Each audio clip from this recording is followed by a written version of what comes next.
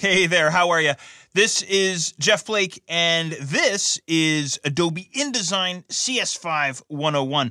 If you're brand new to InDesign, or maybe you've been using InDesign for just a little while, you're definitely in the right spot, because over the course of the next few hours, we're going to be taking an in-depth look at InDesign, and you're going to see all kinds of different techniques and tricks to really get the most out of the application.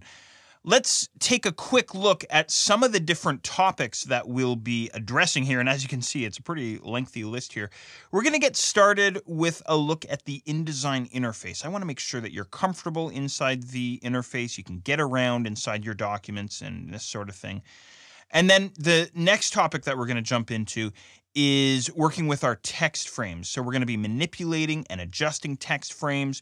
We're going to be importing content into our text frames. We're going to be importing some text into our text frames, and then also threading and connecting our text frames together as well.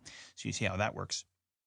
We're going to take a look at formatting text and understanding some different typographic options that we have available to us inside InDesign. And then we have a bit of a hands-on project. We're going to lay out a business card inside InDesign. So you're going to see lots of different tricks and techniques for actually laying out a real-world document. It's pretty cool.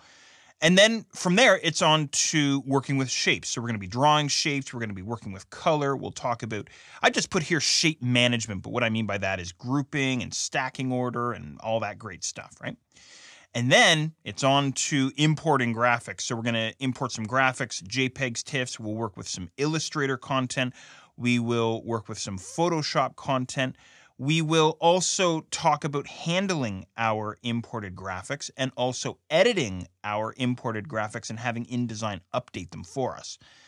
And then after that, it's on to another hands-on project, putting it all together, basically taking everything that we've talked about here and putting it together into a layout. So you're going to see how that plays out.